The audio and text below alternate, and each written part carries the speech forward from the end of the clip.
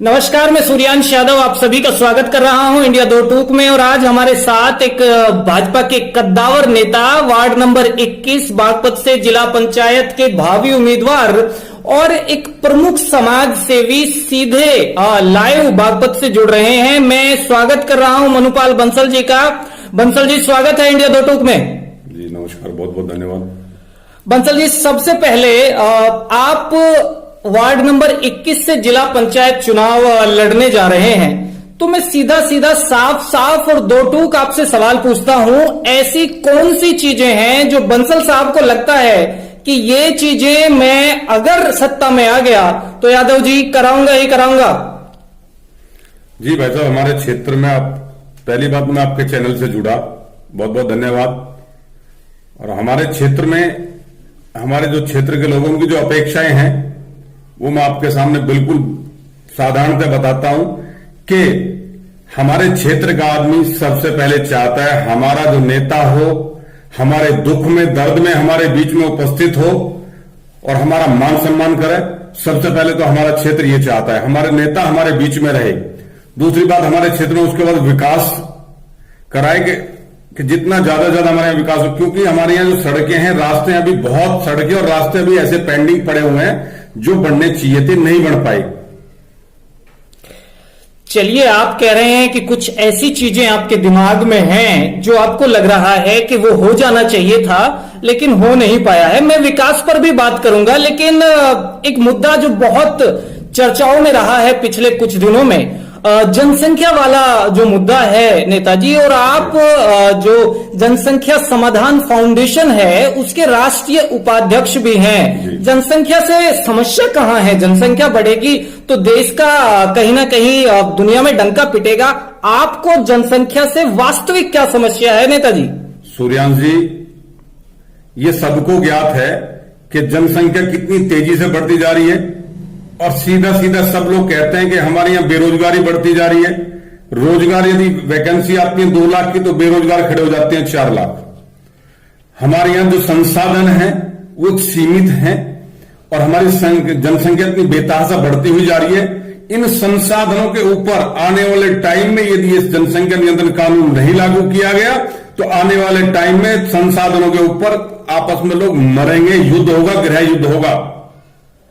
तो मैं चाहता हूं कि ये राष्ट्र हित में, देश हित में और हम सभी के हित में, युवाओं के हित में, आने वाली पीढ़ियों के हित में देश में जनसंख्या नियंत्रण कानून लागू हो जो कि सब पे एक समान, सभी जाति धर्म समुदाय से ऊपर उठकर पूरे देश में हर धर्म पे, हर समुदाय पे, सब पे एक समान कानून, एक नियम से लागू। नेताजी, कैमरे के सामने आप सब धर्मों सब जातियों को कह रहे हैं, लेकिन वास्तविकता यह है कि बहुत सारे आरोप ऐसे हैं कि जब आप जनसंख्या की बात करते हैं ना तो एक संप्रदाय, एक धर्म विशेष को टारगेट कर रहे होते हैं। क्या जनसंख्या आपके लिए केवल दिखावा है या फिर आपको वही जो आरोप लगा रहे हैं लोग बाग के, आपको मुस्लिम समुदाय की जनसंख्या से वास्तविक समस्या है? मेरा साफ सवाल है, आप जनसंख्या वाला नहीं बल्कि मुस्लिम समाज को टारगेट कर रहे हैं। सूर्यांश जी, आपने गत वर्ष हमारे माननीय यशस्वी प्रधानमंत्री मोदी जी का भाषण सुना होगा लाल किले की प्राचीर से। उन्होंने कहा था कि जो कम बच्चे पैदा कर रहा है वो भी राष्ट्र हित के लिए कार्य कर रहा है, वो भी देश सेवा कर रहा है। मैं चाहता हूं जो ज्यादा बच्चे कर रहे हैं, चाहे वो कोई भी हो, किसी धर्म का हो, वो ज्यादा बच्चे पैदा करें, वो कहीं राष्ट्र हित का कार्य नहीं करें और राष्ट्र विरोध का कार्य करें। एक तरह से मैं चाहता हूं कि सब लोग जागरूक हों, देश में राष्ट्र हित के लिए सोच रखें, आने वाली पीढ़ियों के भविष्य के लिए सोच रखें। आप कम बच्चे होंगे, अच्छी एजुकेशन दे पाओगे, अच्छे स्वास्थ्य की केयर कर पाओगे, रहने की व्यवस्था अच्छी कर पाओगे। तो ये जो जनसंख्या नियंत्रण कानून कार्य कर रहा है, ये किसी जाति धर्म का विरोध में नहीं कर रहा, ये राष्ट्र हित के लिए कार्य कर रहा है। लेकिन मैं एक साफ साफ कहना चाहता हूं, जो लोग अभी नहीं मान रहे वो अभी भी 10-10 बच्चे पैदा कर रहे हैं, उन लोगों को जाग जाना चाहिए, उनकी आंख खुल जानी चाहिए कि आने वाले टाइम में होगा क्या इसी तरह तुम जनसंख्या बढ़ाते रहे तो। और जो लोग जनसंख्या विषय को लेकर चिंतन करके सीमित परिवार कर चुके हैं, मैं उनको नमन करता हूं, वो राष्ट्र हित की सोच रखते हैं, मैं उनको धन्यवाद देता हूं। चलिए, इसका मतलब यही है कि आपका टारगेट धर्म नहीं है, आपका टारगेट यही है कि देश को किसी तरह से हम विकास की तरफ ले जाएं और संसाधन ज्यादा से ज्यादा लोगों के लिए उपलब्ध हो सके।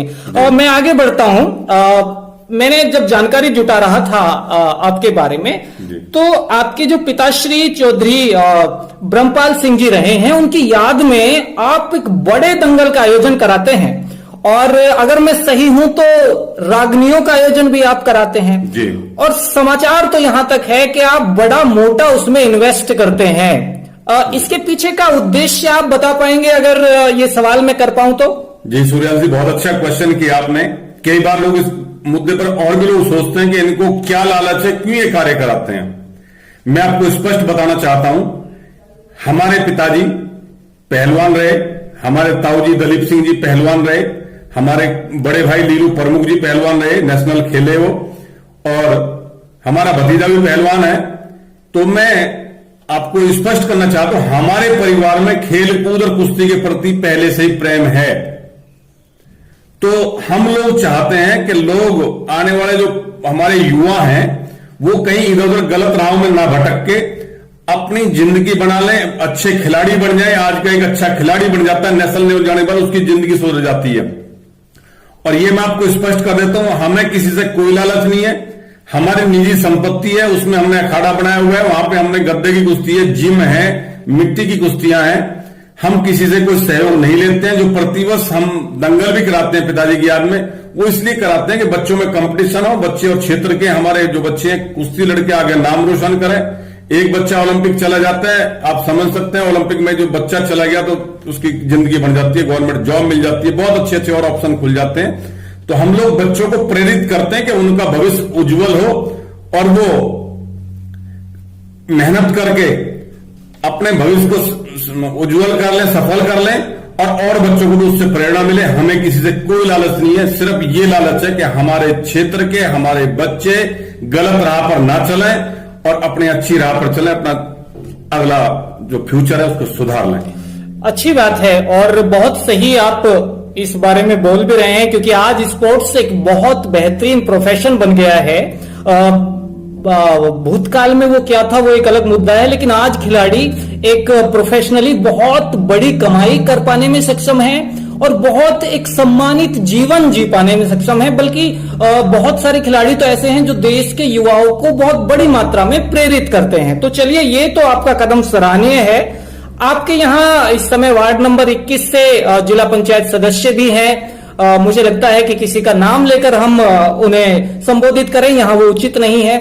आपको क्या लगता है, उन्होंने कौन से ऐसे कार्य नहीं कराए जो आपको लगता है उन्हें करा देने चाहिए थे या हो जाने चाहिए थे? या अगर मैं एक विपक्षी की नजर से पूछूं, क्या कमियां हैं उनमें? दरअसल कमी तो जनता सूर्यांश जी खुद ही बता देती है कि वो हमारे कितनी सेवा कर पाए, कितने क्षेत्र के विकास कर पाए, कितने हम लोगों के दुख सुख में रहे, जनता सब जानती है। तो मैं पहले ही आपसे बता चुका हूं कि जनता चाहती कि हमारा नेता हमारे दुख में दर्द में हमारे बीच में खड़ा रहे। दूसरी बात, कई बार हम लोग जो, मैं स्पष्ट बोल देता हूं, हम लोग जब वोटों की जरूरत होती है नेता लोगों को, तो दावे बड़े बड़े कर देते हैं, फिर वो पूरे नहीं हो पाते हैं। तो हम लोग कई बार जो हमारे नेता होते हैं वहां से फिर क्षेत्र में जाना और बंद कर देते हैं। तो मैं तो ये निवेदन करता हूं, मैं खुद भी ये बात रखता हूं कि जितना आदमी प्रयास कर सके उतना बड़ा दावा करना चाहिए, कि ऐसा नहीं कि वोट लेने के लिए दावा कर दे बड़े बड़े और बाद में कुछ नहीं हो। तो मेरा सीधा सीधा यही है कि आदमी उतनी बड़ी बात करे जितना कार्य करा सके, और फिर कार्य नहीं करा पाता दोबारा फिर क्षेत्र में जाने का चेहरा नहीं बन पाता कि आप दोबारा क्षेत्र में किस मुंह से जाएं। चलिए ठीक है, उन्होंने जैसे वादे किए उन्होंने कितने पूरे किए ये उनका मैटर है। आप वादे कर दीजिए नेताजी, आप क्या करा देंगे? मैं आपको सबसे पहले एक बात बताना चाहूंगा, मैं वादे इतने बड़े तो करूंगा नहीं कि जो मैं ना पूरे करा पाऊं। सबसे पहले मेरा वादा यह है, मैं 2005 से सक्रिय रहा हूं, पहला चुनाव लड़ा था जिला पंचायत सदस्य का। तो हमारा सिस्टम यह रहा, हम जीते, उस समय मैं हार गया था, जीत हो या हार हो, हम क्षेत्र में जनता के बीच में रहते हैं। ये सबसे पहला हमारा मामला, दुख या सुख हो उसमें उपस्थित रहते हैं। इतना बड़ा वो दावा नहीं करते कि वो पूरा ना हो पाए जिसके कल हम उनसे अपना मुंह छुपाना पड़े। दूसरी बात, मैं चाहता हूं यदि मैं इस सीट पे लोगों का प्यार मिलता है, लोगों का सहयोग मिलता है, लोग मुझे आशीर्वाद देकर विजयी करते हैं, तो अपने क्षेत्र में बहुत से रास्ते ऐसे हैं जिनको मैं जानता हूं, मैं गांव के हर रास्ते से गुजरता हूं, चाहे वो ललियाना, लहचोड़ा का रास्ता हो, चाहे वो फलेरे से सरफाबाद का रास्ता हो, मुझे टोटल चाहे दादी महराजी का रास्ता हो, मुझे सब रास्तों की पता है, कहां से कौन सा इंटरलॉक होना है, कौन सा होना है। सबसे पहले मैं रास्ते को काम करवाऊंगा।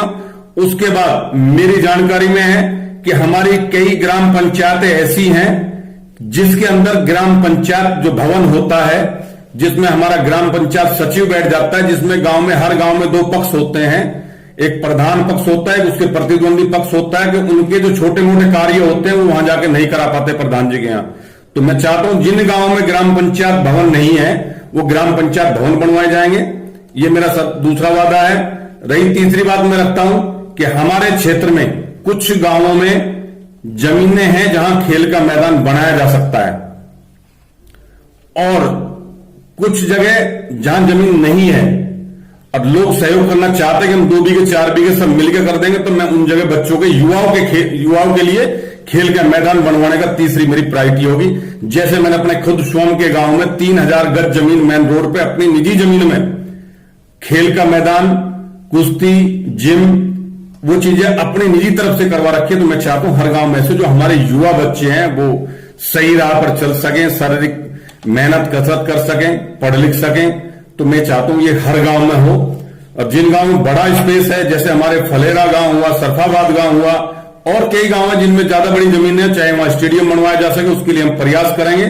क्योंकि हमारी पार्टी के एमएलए भी हैं, हमारी पार्टी से जो जिला पंचायत अध्यक्ष है वो वर्तमान में है, और सांसद भी हमारी पार्टी से। तो सबके फंड से, सबसे सहयोग लेकर, सबसे मिलजुल के हम अपने क्षेत्र का विकास कराने का पूरा प्रयास करेंगे। बहुत अच्छी बात है। और मेरा जो अंतिम सवाल था उसका जवाब भी आपने दे ही दिया। सवाल ये रहता है नेताजी कि आप जब जिला पंचायत सदस्य बन जाते हैं तो राशि इतनी नहीं मिलती जितने हम वादे कर देते हैं, तो वो राशि कहां से आप जुटाएंगे? हालांकि कुछ आपने अंदाजा दे दिया है, लेकिन फिर भी मैं इस सवाल को आप पर छोड़ रहा हूं। जी बिल्कुल, मैंने अभी कहा सूर्यवंश जी आपको कि जो हमारे क्षेत्र का एमएलए होगा वो हमारी पार्टी से है, एमएलए हैं वो हमारी पार्टी से हैं, जिला पंचायत जो अध्यक्ष हैं वो हमारी पार्टी से हैं, हमारे जो सांसद महोदय हैं वो हमारी पार्टी से हैं, और भी हम पार्टी से जुड़े हुए हैं, और भी अन्य जो हमारे मंत्रीगण हैं, जैसे हमारे कृष्णपाल जी हैं फरीदाबाद से मंत्री जी, हम उन लोगों से भी सहयोग लेकर अपने क्षेत्र के लिए जितना सहयोग होगा, जितना विकास होगा वो लेकर आएंगे। ये हमारा प्रयास रहेगा। बहुत अच्छी बात है। और हमेशा नेताओं का ये पहला और सबसे महत्वपूर्ण भाग रहता है कि वो वादे तो कर देते हैं, लेकिन कहीं ना कहीं उन्हें पूरा कर पाना बहुत मुश्किल है। जनता बहुत देख चुकी। और आपको मैं शुभकामनाएं दूंगा नेताजी, आप चुनाव लड़िए, ईश्वर करे कि आपको सफलता भी मिले। कौन जीतेगा कौन हारेगा ये तो भविष्य बताएगा, लेकिन इंडिया 2 टूक से बात करने के लिए बहुत बहुत धन्यवाद। Thank you Netaji. बहुत बहुत धन्यवाद। आप सभी के जो दर्शक है उनको भी मैं बहुत बहुत नमन करता हूं। धन्यवाद।